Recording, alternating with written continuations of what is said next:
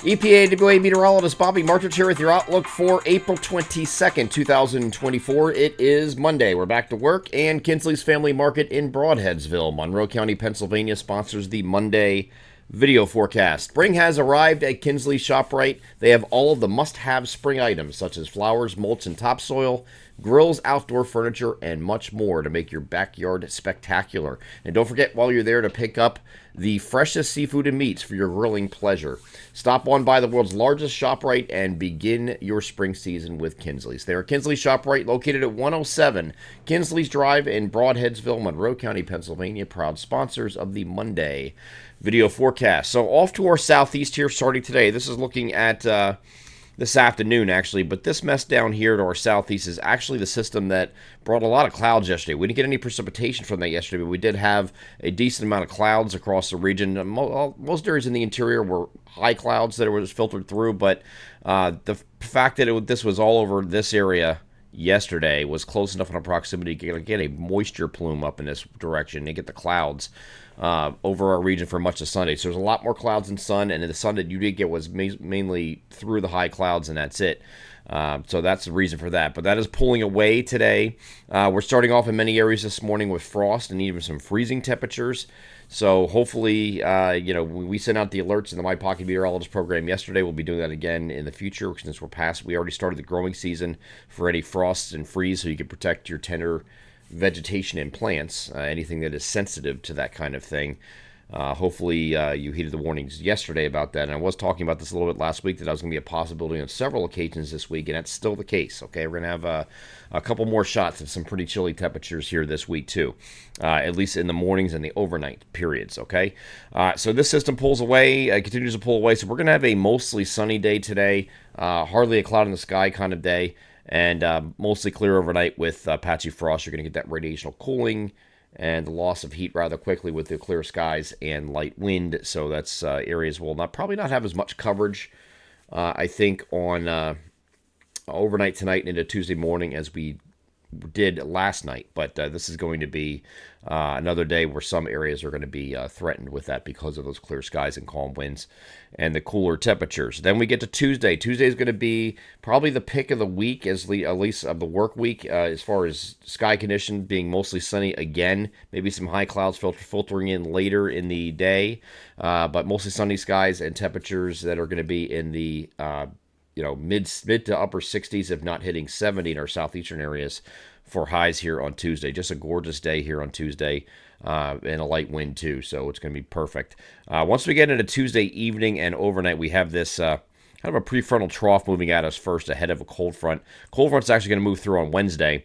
The trend has been downward as far as how much precipitation we're going to be getting with this. This is the European model. Looks like it's a decent amount. It's not. It's really not. And it's actually the timing of this is such that we're probably not dealing with an all-day deal here on Wednesday either. And we get to the short-range stuff, we can see what I'm talking about. Here's the 3-kilometer dam. This is going to run out of range, but it's going to capture the first part of this. This is looking at Tuesday evening, moving in from west to east. You get a few showers here.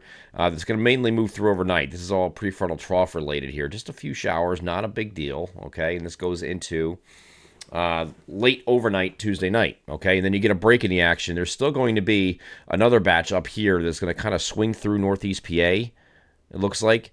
And that's going to be, at least according to the NAM, and that's going to be some additional showers that will be possible, at least there, at some point on Wednesday. We get over to the NAM here, and it's doing the same thing. This is the 12-kilometer NAM, not the 3-kilometer high-res version we were just looking at.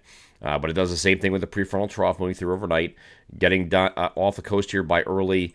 I just skipped ahead on me there.